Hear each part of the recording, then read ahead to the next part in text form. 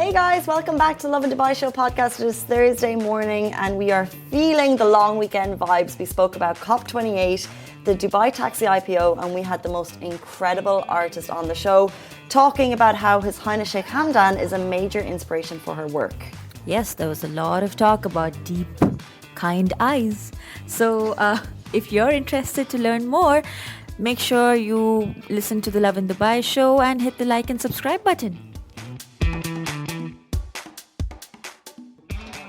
Good morning, Dubai. Welcome back to the Lovin Dubai Show, where we go through the top trending stories that everyone across the country is talking about. Our top story for you today: COP28 begins, and the UAE President has welcomed people from around the world. The COP28 President hits back at a BBC report. Why a new 500 dirham has entered circulation today. And the most successful IPO on Dubai financial markets history. We have all of the information on that, and do stay tuned because later in the show, the artist who made this incredible impression of His Highness Sheikh Hamdan, her name is Chekh. She'll be talking Phygital art and Dubai as her inspiration. But before we get to that, I want to talk about inspiration for something a little bit different. Massa hit us with a little bit of a mic drop when she left. She said a cheesecake factory is not a great spot for a date. And I was like, it's a perfect spot for a first date. Yeah, there's the noise, there's good food. If the date is boring, you can just sit and eat food. Noise is so important and atmosphere is so important. But it got us thinking, like, what are like the terrible places that if someone's like, hey, let's go here, you're thinking, not for me. Their house. If they invite you over, a first date, that's a no. That's a no. There's no way. If they say they'll cook, still no. It's a no. I would rather have a chef cook for me on the first. Oh, fancy. How about a hike? A hike might be cute because it's morning, it's outdoors. Yes, maybe cute. Be like, how about a swim? No, if I'm meeting you and I have to do a physical activity that's like disastrous for me in general, physically, like, you know, it's a first date, you want to look your best. So beach club? Maybe beach club, but I would just soak my legs in. I wouldn't really swim. I saw a great conversation on beach clubs as a first date on one of these, the lady Facebook groups in Dubai, you know the ones I'm talking about. But they were like, they keep getting asked, guys ask them to beach clubs on a first date and they say it is absolutely the worst. Really? Because why would you want to be like, I think it's too much all out there, like, yeah, you can wear a cover up, but it's just not I don't think it's a comfortable first date option. Right. And the consensus, if you're a guy and you think it is a good first date option, I'm telling you now that ladies do not agree, because in our perception, we feel like you just want to see us in our swim gear. True. But to be fair, I did meet someone I really like at a beach club. Nothing official. Just that No one was asking. But you met someone you like. That's different to the person saying, why don't we go here?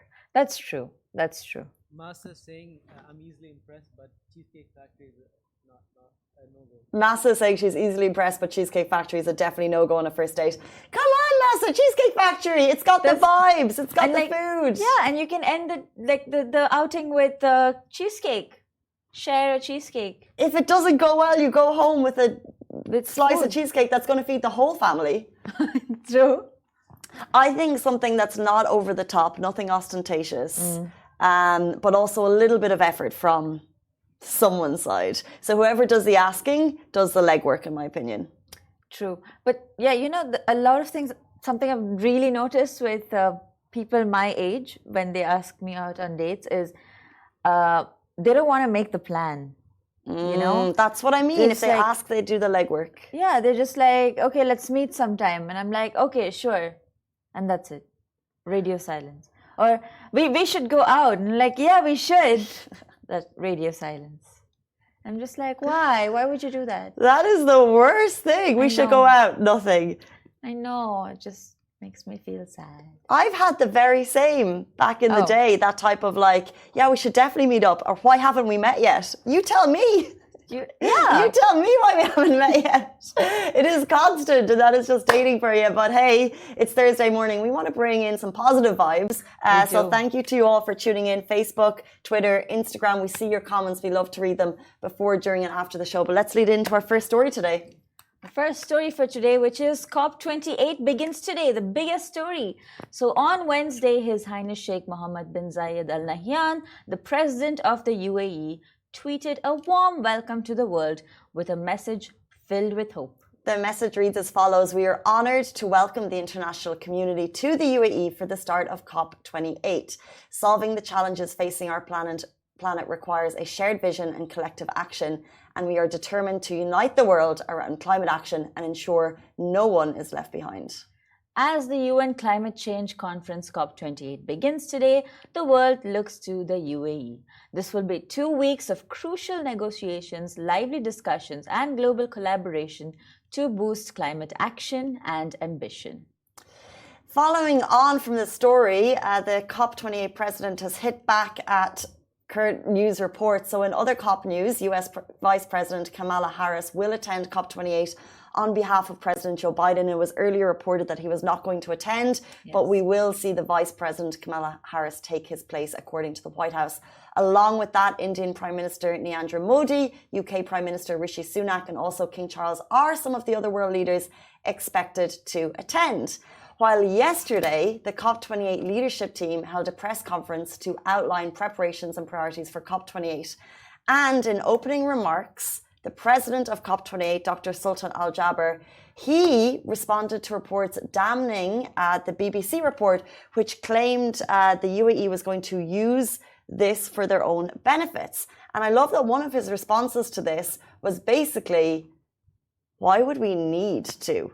Why would we need to start conversations based on oil, whatever, through COP? We are able to as a country, we have famously fostered relationships on so many levels. We don't need COP to do this. Yes, and his exact statement, he firmly denied, which his exact denial statement was, these allegations are false, not true, incorrect, and not accurate. And he said, I promise you, never ever did I see these talking points that they refer to, or that I ever even used such talking points in my discussions. He added also, this is very important and very lovely, so please for once, respect who we are, respect what we have achieved over the years, and respect the fact that we have been clear, open, and clean, and honest and transparent on how we want to conduct this COP process. Love that he responded to this. Yes. We saw the BBC report. Yes. I know I got links sent to it from friends, and the easy thing to do would be to say nothing. Would be to just let it lie. However, I think it's really, really strong that he spoke to a small group of journalists at the beginning of COP and basically said, why are you trying to ruin what is going to be an incredible thing? And he also said the UAE, as I said, has been built on fostering relationships with countries. And he simply asked a basic question. Do you really think we need COP to start these types of conversations? Do you really think that? No, of course not. They don't need COP. So the original news report trying to damn it is just defamation at this point. Yesterday's fish and chips paper, I would say. You have to keep in mind, like, this is a city, a country that has one of the biggest solar power fields. You know, I know a lot of the water companies, they operate on like recycling their plastic, and you know, there's so much of an enforcement on recycling your produce and using clean energy and everything, and like we're really going towards that. In fact, it's one of the 2040 visions also to become one of those, and we were the first government to go paperless. And these things, you don't do that if you're trying to do underhand activities at the same time. You do that because you actually genuinely want to do good. You genuinely thinking of the long term, and UAE is a long-term country. It is a country that's looking for greater things in the future, and you know the right way to go towards the future is to be working hand in hand with the environment, sustainable ways. So on that vein, we are so proud of the conversation that shot down those reports. It needed to be said because those types of publications, the reports can be damaging.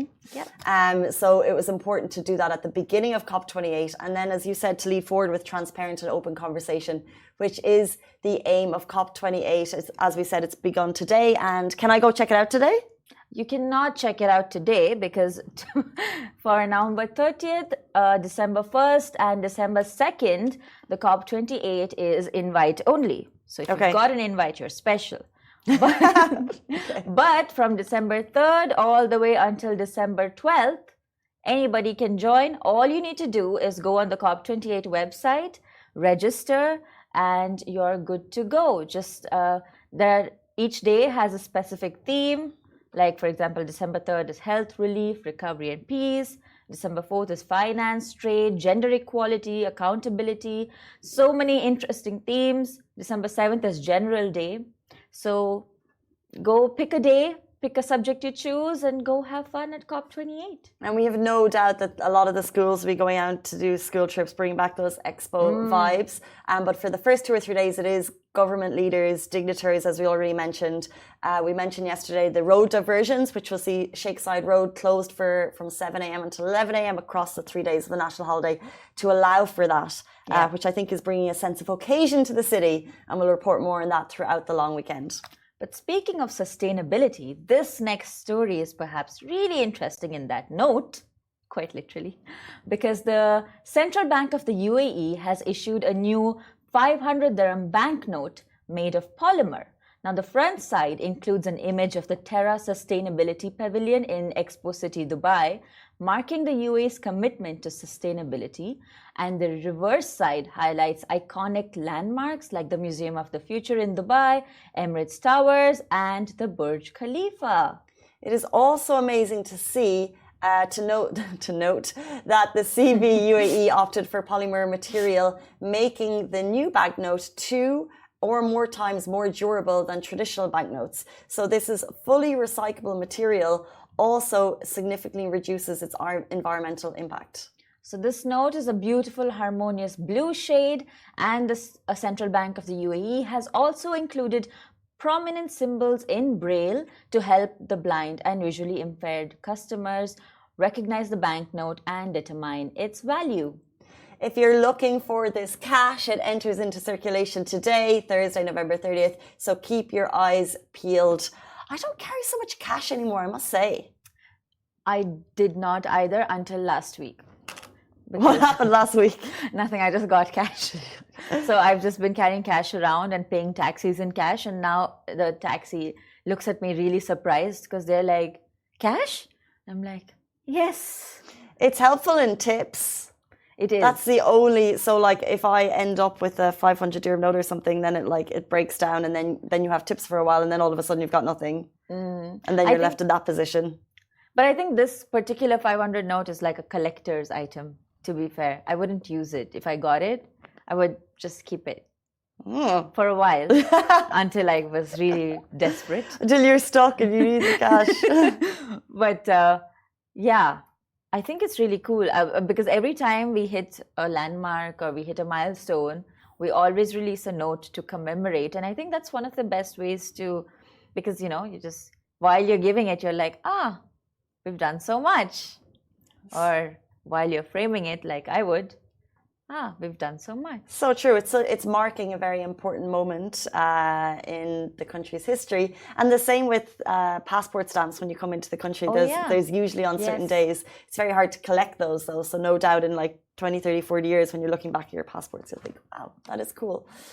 Speaking of important moments in Dubai history, a significant announcement on the IPO, which I'm sure you guys have heard, Dubai Taxi IPO raised 1.2 billion dirhams. So people are looking to invest and we know where their money is going. The Dubai Taxi IPO just launched and they raised a whopping 1.2 billion dirham, which means it was 130 times oversubscribed. Wow. The final price for the offering has been set at 1.85 dirham at the top end of the previously announced range, resulting in an offering, as I said, a size of 1.2 billion dirham, which is the equivalent, by the way, of $315 million US.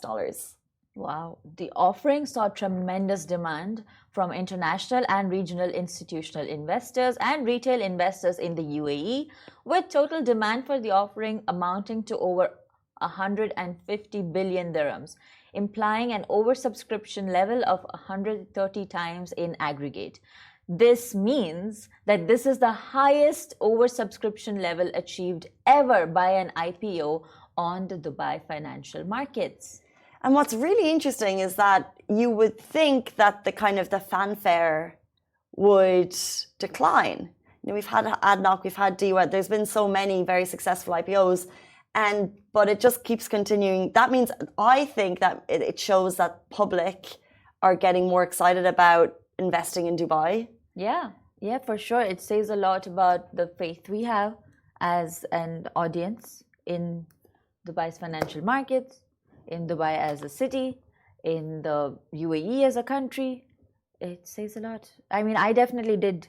I tried to get my money in there too. For the Dubai Taxi IPO? I did. And what happened? But the thing is, I hadn't made a shareholder account yet. Because I'm trying to get into it, but I was still trying to build my emergency fund first. So, but then I was just like, Look at you! Yes. Pat. So it's like a Dubai Taxi IPO. It comes once in a while, and I was like, I need to get in on that, even if I can like hold my emergency fund for a while there.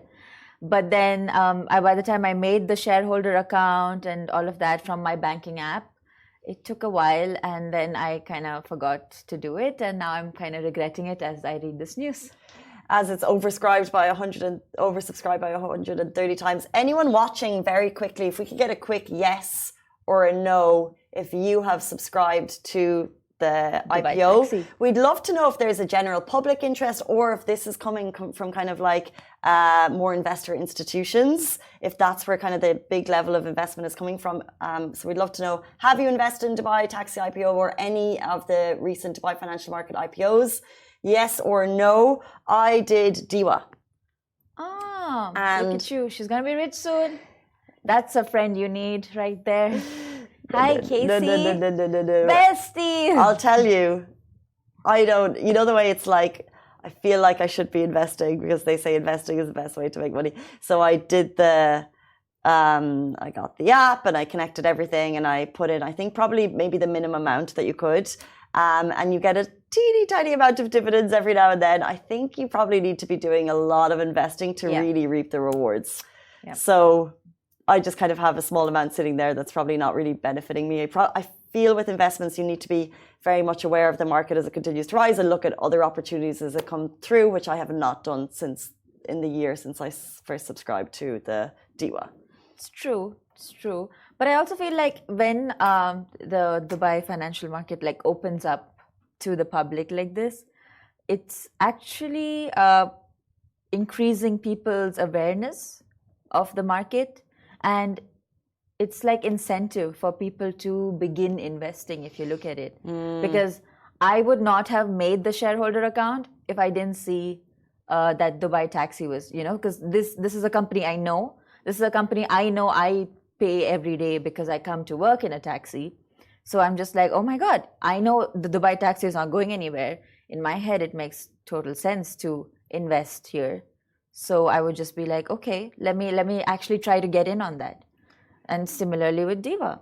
So it's just really cool. I 100% agree that I think that's the reason that people can get behind it, because it's something we understand. It is. And we see the population growing and we see traffic on the roads and we're thinking, how is that ever not going to reap me money? So if I'm paying towards something, why not get a little cash back? So you pay cash to your taxi driver, get some back quarterly. Get it back. It's as simple as it sounds.G course it is. Something that's not as simple as it sounds. It's 8:50, which means it is time for our guest today. We're very excited to be joined by Ukrainian artist Anna Chekh, who's talking all things Phygital art and Dubai as inspiration. Do stay tuned.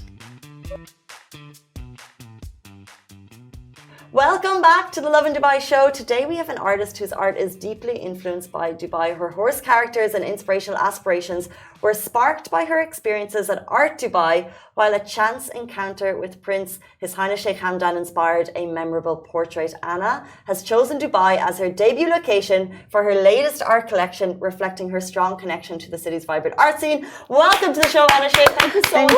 Thank you. Good morning. Good morning. Marhaba. Marhaba, wow. Put us to shame. Well, so how did your artistic journey begin? Tell us. Wow, from my childhood, I started to go to art school, and I was dreaming to become an artist. But when I finished school, I still continued to paint, but I decided, artist is not super stable profession, and I like to grow up, so I'm not sure that you should be like one of the million. So, and I decided and I graduated university like public relation and advertising. But then I was working for a long time like art director, so like 8 years. And I felt inside that something wrong, and I should try to make my dream come true. So that's why 3 years ago I decided to stop everything what I'm doing like art director. I leave the company, and I decided to try. And I know that I wouldn't forgive myself if I wouldn't try. And 3 years ago I started my artistic journey, and Dubai was a very important place for me because it was the first place where I decided to start to build my international way, because now I'm working with New York, Tokyo, Paris, Barcelona, Bangkok, but Dubai, honestly, it's like deeply in my heart, and this is my art home, because I was here, I was inspired here, I created here horses characters, and really, and the biggest part of my projects now in Dubai, and soon will be in Abu Dhabi. Wow. It's an amazing journey. Can we go back to when you left your job as art director? Like you said you wanted to try. What did that look like, and what did that mean? And where were you at that point? Yeah, I mean that I should try to create my solo career like a professional artist, not just to paint for myself, for my friend, for my family when I have free time. Because all this time, I'm almost 30, and all this time I was going to do it, I was going on to do it. But 3 years ago I decided to risk, because artistic to be an artist, it means to have a big risk. Mm-hmm. Because you don't know if it will work, and you should work very hard. I guess that you have many also artists, very amazing artists here in studio, and they will agree with me that it's a big risk. And when you are successful in your job and you are working and everybody knows you, I mean like previous my job, and it was even bigger risk, because I decided to start from the scratch and decided to start from international way. So, but I really love this way. So tell us a little bit about this iconic background that we have today. Yeah, actually, I don't create portraits. It's not my style. I'm working like in surrealism, symbolism, expressionism, using vivid colors, characters, cartoonish characters. But this story is about when 2 years ago, when I was in Dubai, I was like all of us visitor of Expo. Mm-hmm. And it was simple day. I mean, it's not opening or something else. And we were walking with my friend, and saw Prince Faza, and he was passed near us, was driving on a golf car. Cool. And we have really close distance, and I saw his eyes. And oh my God. He saw also my eyes, but maybe he didn't remember. And and at this moment, as an artist, I noticed I mentioned some features. And at this moment, I saw very deep eyes, and I saw very kind eyes. And I remember this moment, but just remember. And after this, I didn't think that I will create portrait. So a little later, it's like 2 or 3 months after, my sister, youngest sister, she was at the airport in Dubai. She started to text me and just, oh my God, it seems like I'm on escalator with Prince Fazar. And I just hold on, and I sent her a link on his Instagram, and I asked, "Is it him?" She's text me, "Yes," and I thought it's not, by chance. It's like one case, second case, and I thought, okay, hold on, I will wait for more. What it means for me, like for artists, and also later, 3-4 months, I got offer to create portrait of Prince Fazar, and I was nervous because it's not something which I do every day. And I created portrait in my style, keeping my vivid colors, a little style of surrealism, also put in my shadow man, art character, and people who suggested me to do it, they really like this portrait. But as I understood, they were expecting from me to get some traditional portrait, And I created in my style. And they told me, okay, but we're scared that it's not super traditional. You can keep it. And it was in digital version. I created just sketch. And I was sitting at my home in Thailand. And I saw more and more the sketch, and I felt that I really like this art, because all my artwork is like my kids. And I decided, okay, if you want to take it, no problem. I will create this portrait for myself, really, because I like it. And I did this portrait at my home in Thailand, and I finished it. And then later, it's like, chain by chain by chain in a big story. I got invitation to make solo exhibition in Dubai Mall. And I showed guys that, okay, I have this stuff, but also I have portrait of Prince Fazar. And they, so wow, sure, let's do. And we put to the main wall, and just 2 weeks. And I was hoping that maybe he will walk, in Dubai Mall, because it's very possible. That is, yeah. And he will see it. Then you posted news about it, and I thought that, yeah, sure. This is Annika posted it, yeah. Thank you. And 2 weeks after, one visitor, now he's my collector, he saw this portrait, and he bought it in 2 pieces, physical pieces and NFT. Wow. So how much would something like this cost to buy for a collector? Yeah, it cost around available price 13,000 dirhams. Wow. Yeah. And did His Highness Sheikh Hamdan ever walk past? Yeah. So he's actually seen this? I'm not sure, but I know that his brother he saw on Instagram, because when you publish this news, different people from Dubai, UAE, they started also to write me, and even posted on their Instagram. And one of my followers, she texted me that this stories saw his brother. So wow. who knows? Yeah. But you know what I like about this? That you've still captured exactly what you saw in the eyes.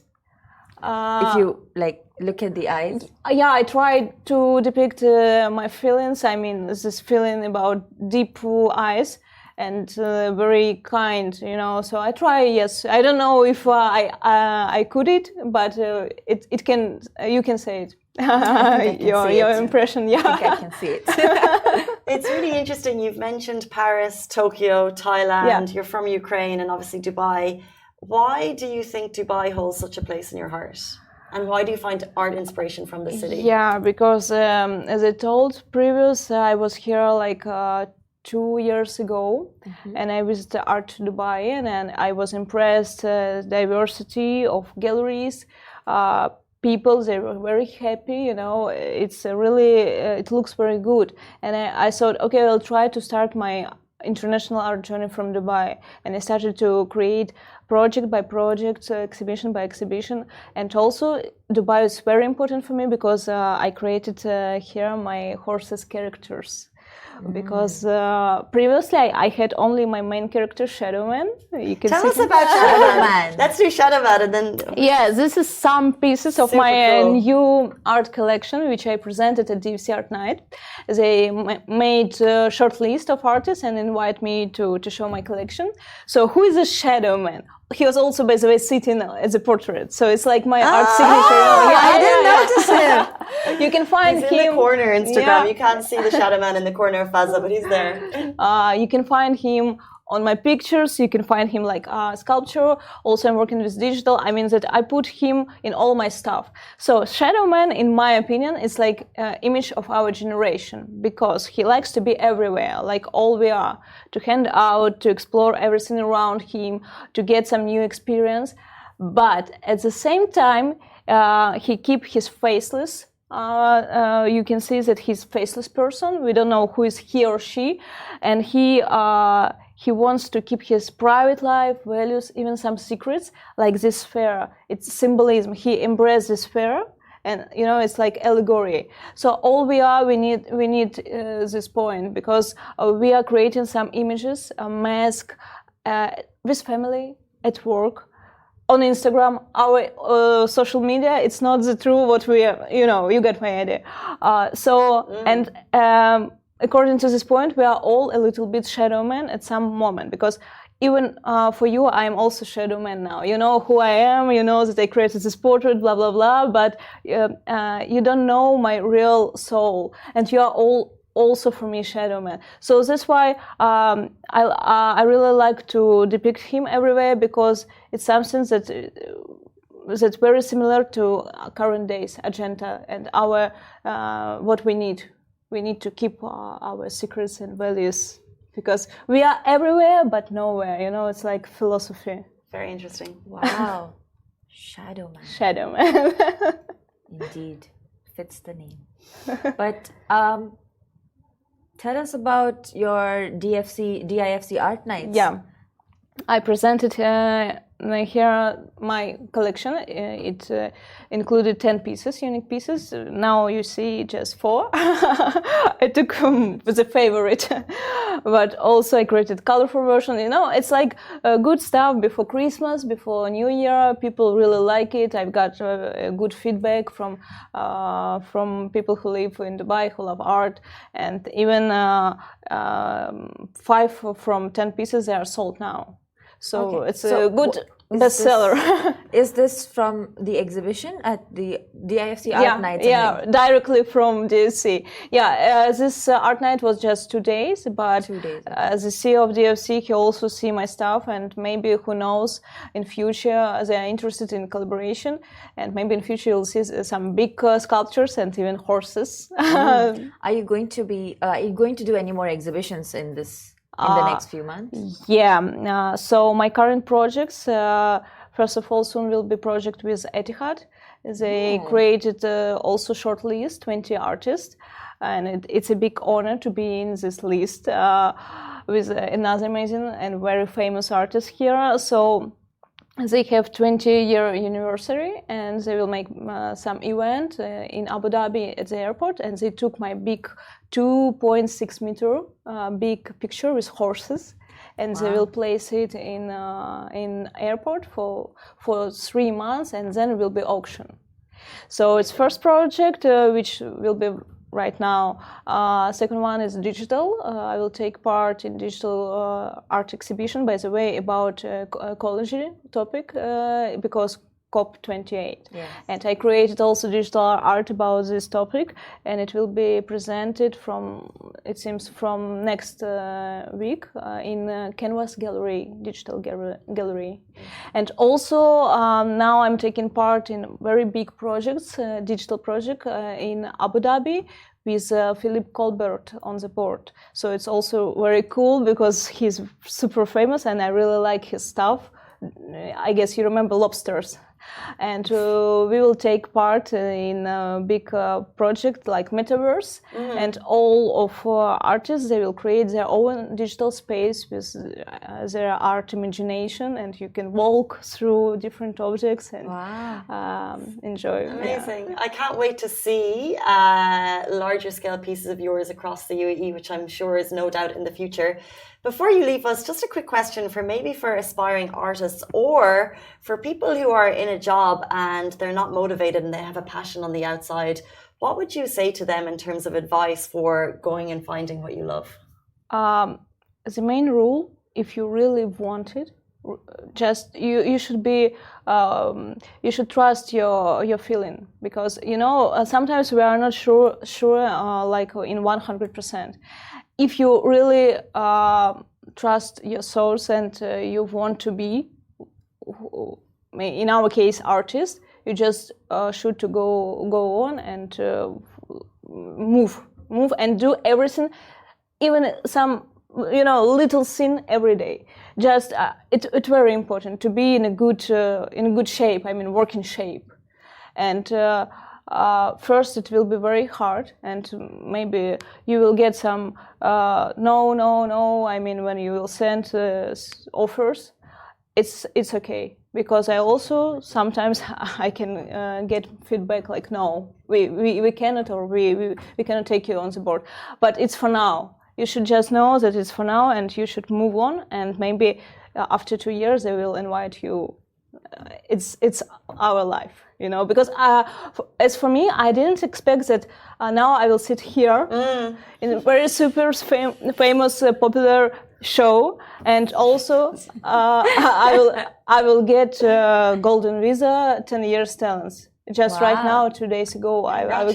Thank you. Congratulations. So it's like for instance, 2 years ago I just was a tourist who was in Dubai, who was just stalking Sheikh Hamdan. Yeah. So all doing everything is possible. Amazing. If you will want it and will working hard. What a success story. Ukrainian artist Anna Chekh joins the show. Thank you. Right now, just as you said those beautiful words, Hisham said something yeah, in the back. I have some surprise for you.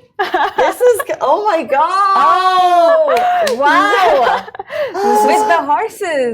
Yeah, I found a very... Shadow Man, I spotted. Yeah, I found very big sense in this picture for you, because it seems that everybody looks like these horses when they are going to your early morning show. You're like, oh my God, wake up, what was going on? Because today I woke up at like 6:30 and, How dare you? And background, it's your brand color, and I also realized it and decided, okay, I should really to present it. That's so I am lovely. absolutely Oh my God. blown away. Can I give you a hug? That is like the nicest thing. We're honored. Thank you so much. Thank you. Oh my Thank you. God. So, be careful. So if you want to see an Anna Chekh work, come to the Lovin Dubai office. We now have one. That's such an honor. Thank you. We are really blown away. That's so Thank you. kind. Shukran. Too much. Thank you so much. Guys, if you'd like to know more about Anna, how can they find you? Instagram, everything, and also you can write me in direct. I check it and I will answer you. Be sure, for sure. Her on Instagram is Chekh. You can find me in stories Lovin Dubai today. Of course. Girls, they tag me, so yeah. Please follow me and stay tuned. So much fun. I'm just looking at these like bleary eyes in the morning. It's so accurate. So on point. It speaks to me. Guys, thank you so much for tuning in. A massive thank you to Anna for being here. And we'll see you tomorrow morning, same time, same place. Us and our Shadow Man. Bye-bye.